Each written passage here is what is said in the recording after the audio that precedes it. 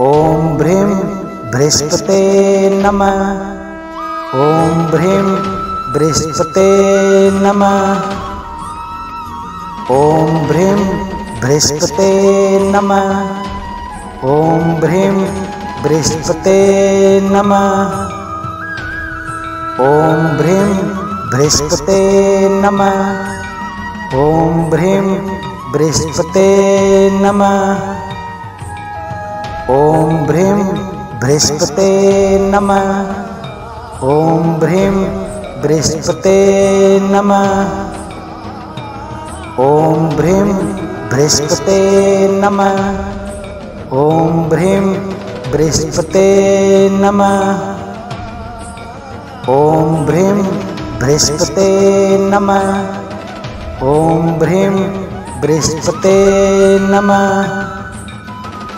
ॐ ह्रीं बृहस्पते नमः। ॐ ह्रीं बृहस्पते नमः। ॐ ह्रीं बृहस्पते नमः। ॐ ह्रीं बृहस्पते नमः। ॐ नमो भगवते वासुदेवाय नमः। ॐ नमो भगवते वासुदेवाय नमः। ॐ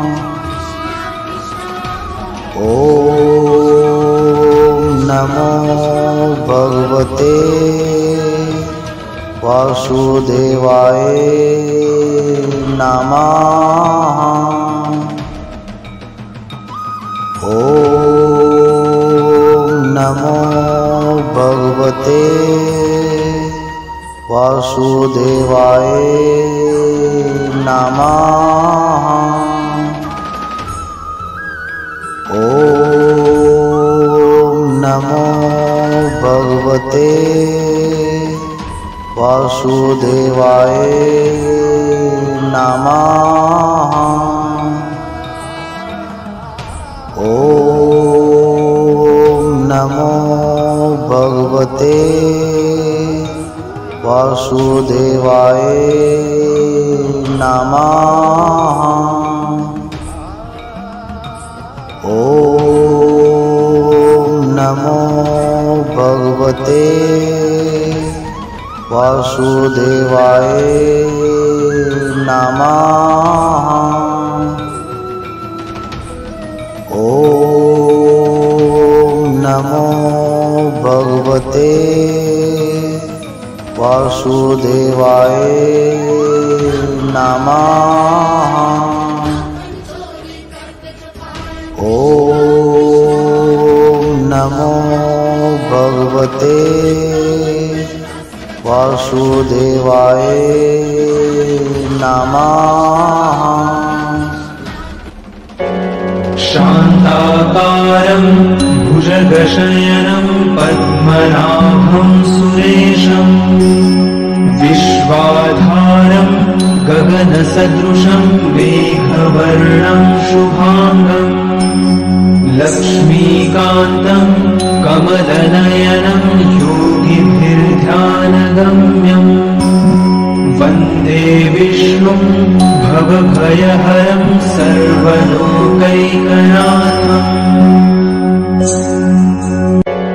शान्ताकारं भुजगशयनं पद्मनाभं सुरेशं विश्वाधारं गगनसदृशं मेघवर्णं शुभाङ्गं लक्ष्मीकान्तं कमलनयनं योगिभिर्ध्यानगम्यम् वन्दे विष्णुं भवभयहरं सर्वलोकैकनाथम्।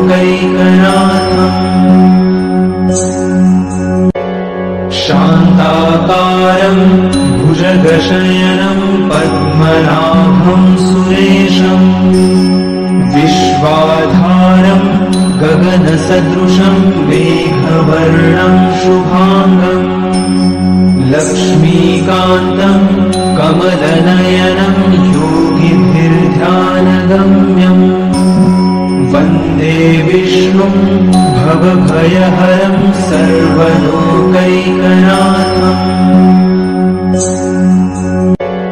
शान्ताकारं भुजगशयनं पद्मनाभं सुरेशं विश्वाधारं गगनसदृशं मेघवर्णं शुभाङ्गम् लक्ष्मीकान्तं कमलनयनं योगिभिर्ध्यानगम्यम् वन्दे विष्णुं भवभयहरं सर्वलोकैकनाथम्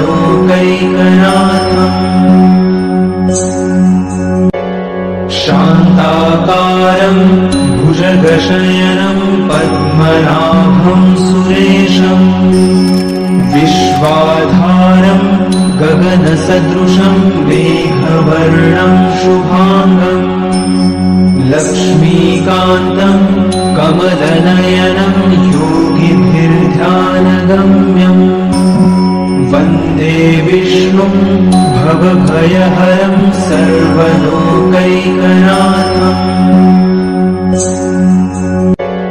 शान्ताकारं भुजगशयनं पद्मनाभं सुरेशं विश्वाधारं गगनसदृशं मेघवर्णं शुभाङ्गम् लक्ष्मीकान्तं कमलनयनं योगिभिर्ध्यानगम्यम् वन्दे विष्णुं भवभयहरं सर्वलोकैकनाथम्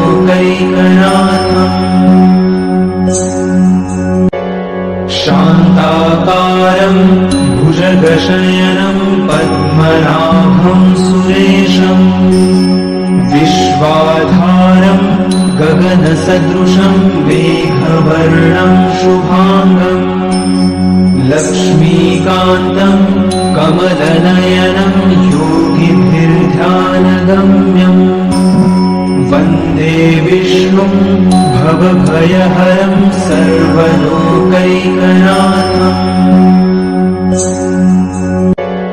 शान्ताकारं भुजगशयनं पद्मनाभं सुरेशं विश्वाधारं गगनसदृशं मेघवर्णं शुभाङ्गम् लक्ष्मीकान्तं कमलनयनं योगिभिर्ध्यानगम्यम् वन्दे विष्णुं भवभयहरं सर्वलोकैकनाथम्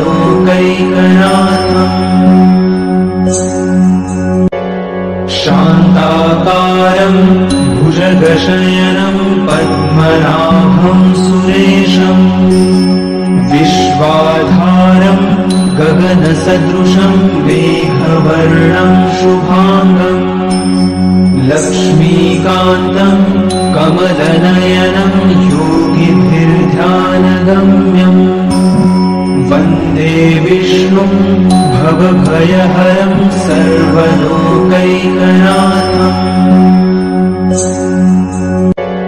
शान्ताकारं भुजगशयनं पद्मनाभं सुरेशं विश्वाधारं गगनसदृशं मेघवर्णं शुभाङ्गम् लक्ष्मीकान्तं कमलनयनं योगिभिर्ध्यानगम्यम् वन्दे विष्णुं भवभयहरं सर्वलोकैकनाथम्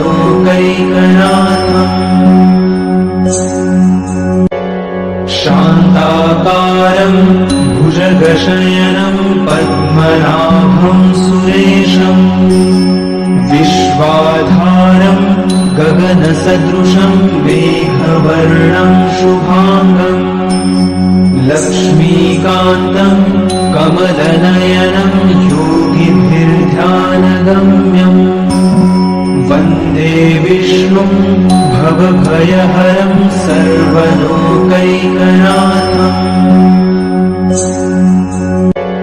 शान्ताकारं भुजगशयनं पद्मनाभं सुरेशं गगनसदृशं मेघवर्णं शुभाङ्गम् लक्ष्मीकान्तं कमलनयनं योगिभिर्ध्यानगम्यम् वन्दे विष्णुं भवभयहरं सर्वलोकैकनाथम्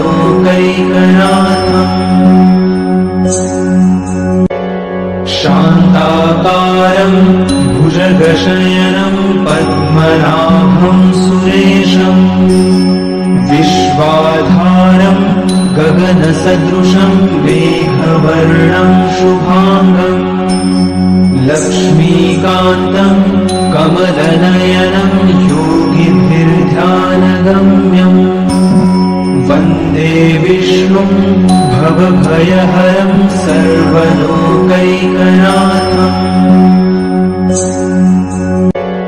शान्ताकारं भुजगशयनं पद्मनाभं सुरेशं विश्वाधारं गगनसदृशं मेघवर्णं शुभाङ्गम् लक्ष्मीकान्तं कमलनयनं योगिभिर्ध्यानगम्यम् वन्दे विष्णुं भवभयहरं सर्वलोकैकनाथम् शान्ताकारं भुजगशयनं पद्मनाभं सुरेशं विश्वाधारं गगनसदृशं मेघवर्णं शुभाङ्गम् लक्ष्मीकान्तं कमलनयनं योगिभिर्ध्यानगम्यम् वन्दे विष्णुं भवभयहरं सर्वलोकैकनाथम्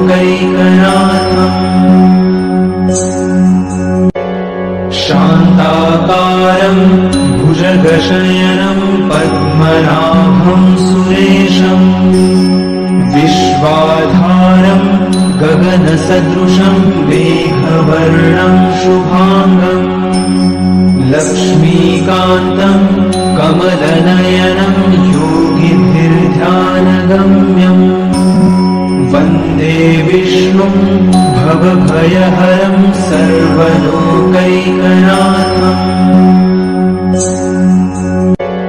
शान्ताकारं भुजगशयनं पद्मनाभं सुरेशं विश्वाधारं गगनसदृशं मेघवर्णं शुभाङ्गम् लक्ष्मीकान्तं कमलनयनं योगिभिर्ध्यानगम्यम् वन्दे विष्णुं भवभयहरं सर्वलोकैकनाथम्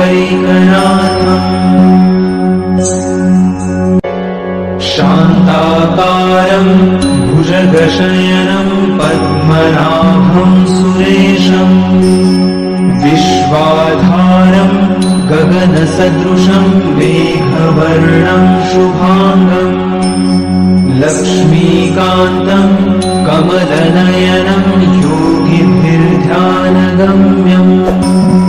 वन्दे विष्णुं भवभयहरं सर्वलोकैकनाथम् ॐ भ्रीं बृहस्पते नमः। ॐ भ्रीं बृहस्पते नमः।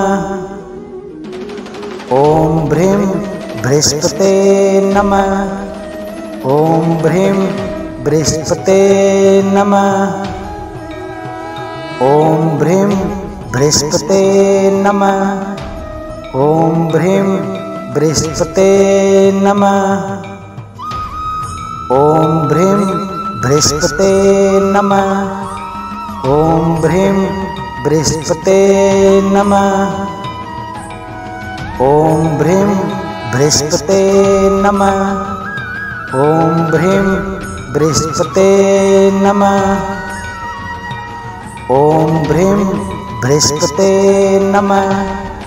ॐ भ्रीं बृहस्पते नमः। ॐ भ्रीं बृहस्पते नमः। ॐ भ्रीं बृहस्पते नमः। ॐ भ्रीं बृहस्पते नमः। ॐ ह्रीं बृहस्पते नमः। ॐ ह्रीं बृहस्पते नमः। ॐ ह्रीं बृहस्पते नमः। ॐ ह्रीं बृहस्पते नमः। ॐ ह्रीं बृहस्पते नमः। ॐ ह्रीं बृहस्पते नमः। ॐ ह्रीं बृहस्पते नमः। ॐ ह्रीं बृहस्पते नमः। ॐ ह्रीं बृहस्पते नमः। ॐ ह्रीं बृहस्पते नमः। ॐ ह्रीं बृहस्पते नमः। ॐ नमो भगवते वासुदेवाय नमः। ॐ नमो भगवते वासुदेवाय नमः। ॐ नमो भगवते वासुदेवाय नमः। ॐ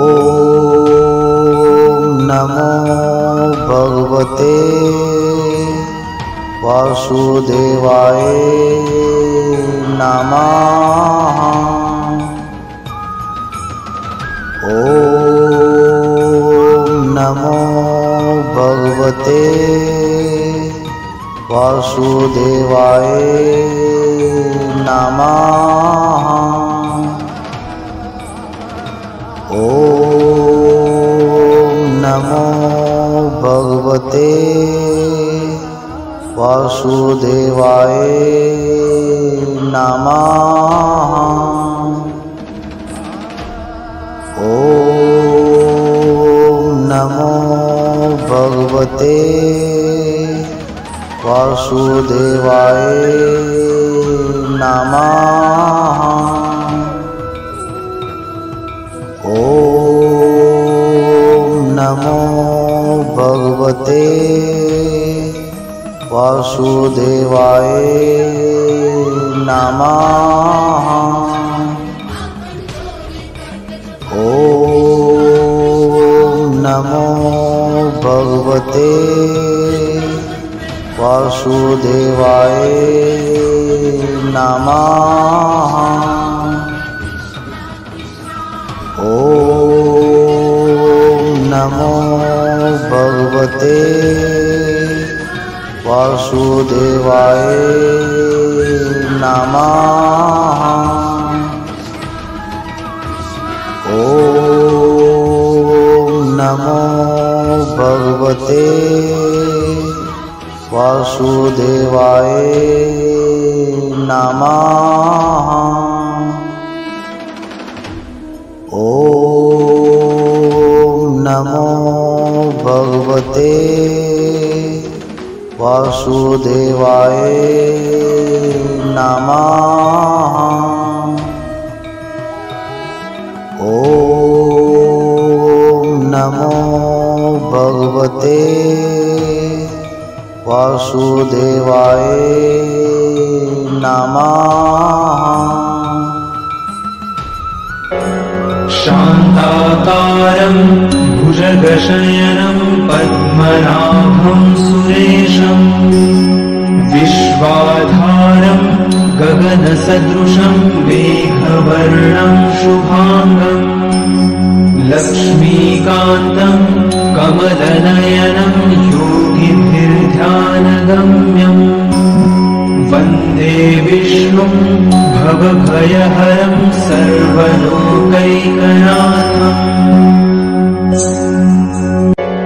शान्ताकारं भुजगशयनं पद्मनाभं सुरेशं विश्वाधारं गगनसदृशं मेघवर्णं मेघवर्णं शुभाङ्गम् लक्ष्मीकान्तं कमलनयनं योगिभिर्ध्यानगम्यम्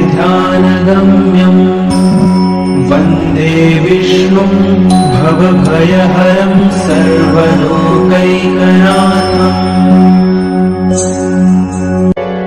शान्ताकारं भुजगशयनं पद्मनाभं सुरेशं विश्वाधारं गगनसदृशं मेघवर्णं शुभाङ्गम् लक्ष्मीकान्तं कमलनयनं योगिभिर्ध्यानगम्यम् वन्दे विष्णुं भवभयहरं सर्वलोकैकनाथम्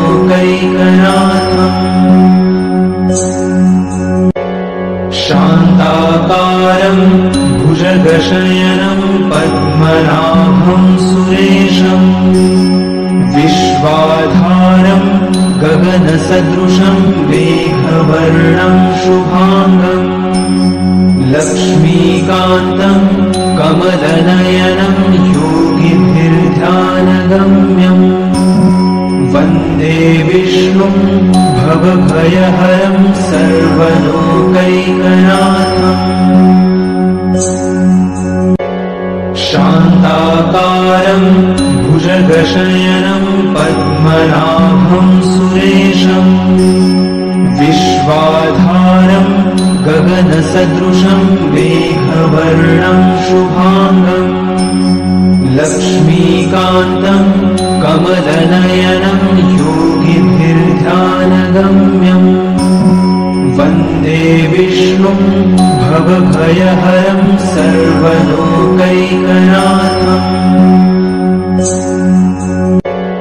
शान्ताकारं भुजगशयनं पद्मनाभं सुरेशं विश्वाधारं गगनसदृशं मेघवर्णं शुभाङ्गम् लक्ष्मीकान्तं कमलनयनं योगिभिर्ध्यानगम्यम् वन्दे विष्णुं भवभयहरं सर्वलोकैकनाथम् शान्ताकारं भुजगशयनं पद्मनाभं सुरेशं विश्वाधारं गगनसदृशं मेघवर्णं शुभाङ्गम् लक्ष्मीकान्तं कमलनयनं योगिभिर्ध्यानगम्यम् वन्दे विष्णुं भवभयहरं सर्वलोकैकनाथम्